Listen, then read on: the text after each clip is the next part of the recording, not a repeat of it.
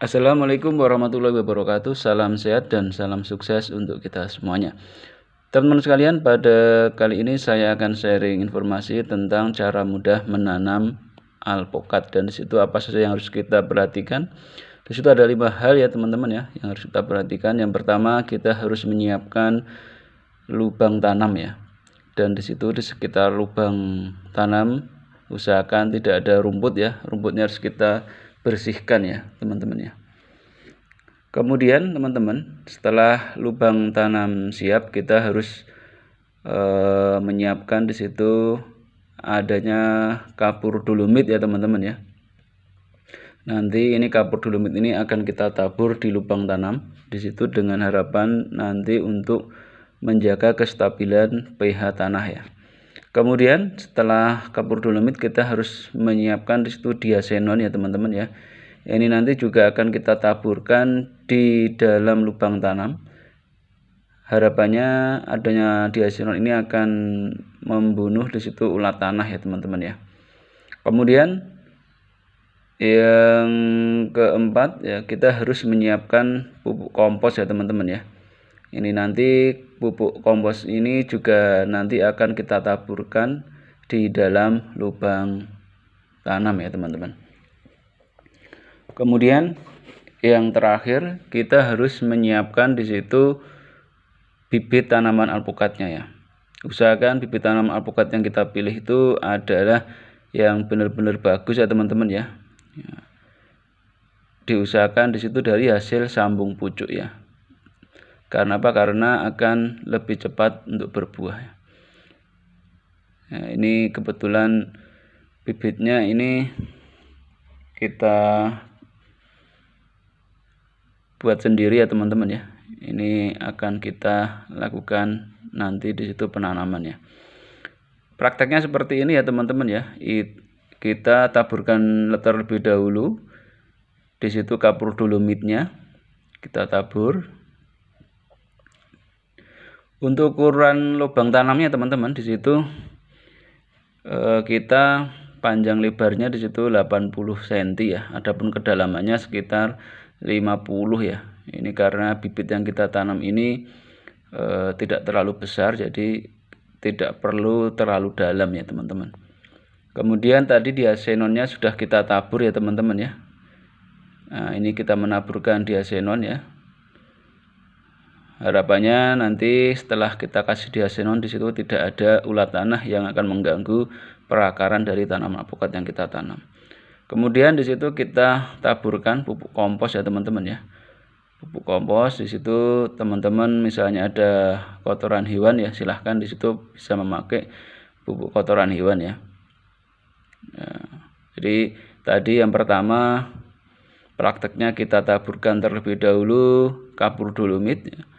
Kemudian yang kedua kita taburkan diasenon ya. Yang ketiga kita tuangkan, taburkan di situ pupuk kompos ya. Kemudian kita campur dengan tanah ya teman-teman ya. Jadi seperti ini ya.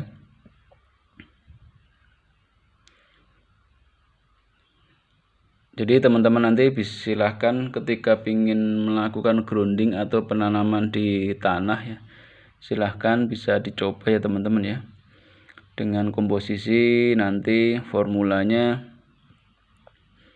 kapur dolomit, diasenon, dan pupuk kompos ya.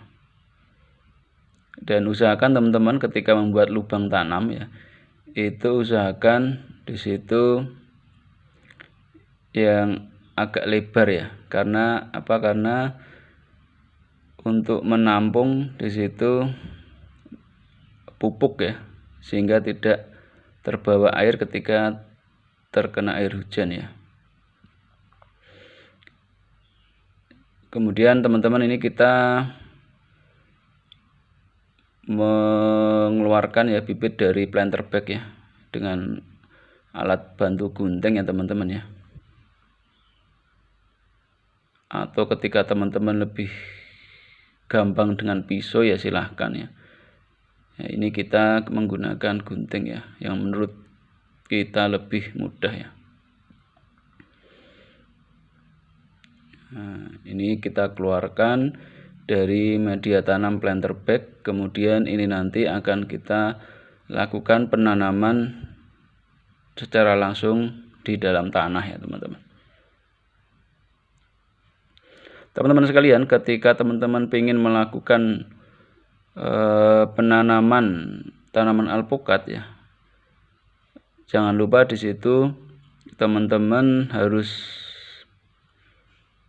pandai memilih bibit tanaman alpukat yang bagus ya teman-teman ya.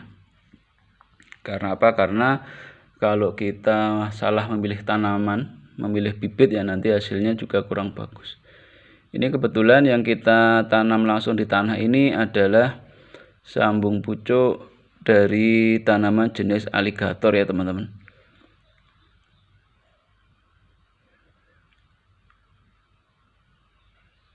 Untuk di situ ciri-ciri bibit yang bagus, teman-teman bisa melihat di video saya sebelumnya ya. Di situ sudah coba saya jelaskan tentang ciri bibit tanaman alpukat yang bagus dan di situ layak untuk dikebunkan ya.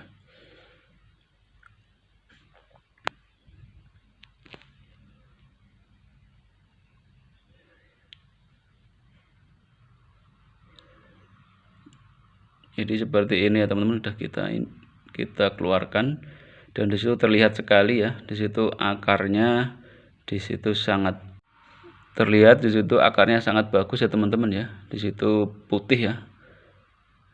Nah, di situ tidak ada jamur di situ. Ya, ini menandakan bahwa bibit tanaman alpukat yang akan kita tanam ini tidak terserang hama ya. Dan di situ sangat recommended sekali ketika ditanam ya.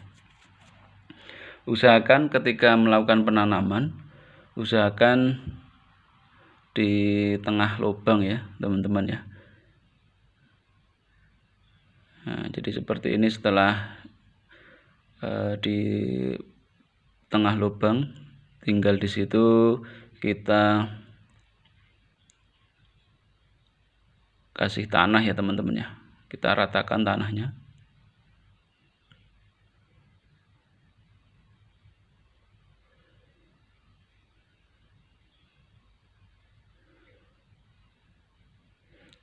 Kita ratakan ya.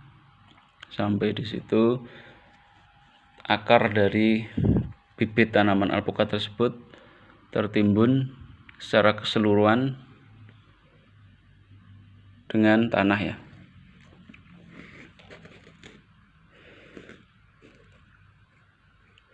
Jadi seperti ini ya teman-teman ya. Ini nanti kita timbun dengan tanah bibitnya.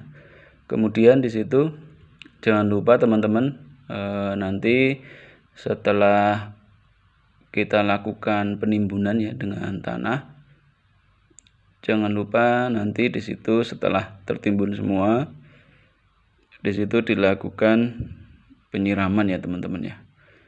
Penyiraman biar di situ proses adaptasi akar ya, akar dari tanam alpukat di media yang baru itu prosesnya lebih mudah ya. Adapun di situ nanti ketika tidak ada hujan ya teman-teman, silahkan di situ dilakukan penyiraman secara berkala ya teman-teman ya. Biar penyesuaiannya, perakarannya bisa lebih cepat ya. Dan di situ bisa menghindarkan dari tanaman alpukat tersebut mengalami kematian ya. Jadi demikian ya teman-teman ya, sharing informasi dari saya. Mudah-mudahan sedikit informasi ini bisa memberikan manfaat bagi kita semuanya. Dan saya tidak henti-hentinya mengajak kepada teman-teman semua untuk senantiasa menanam.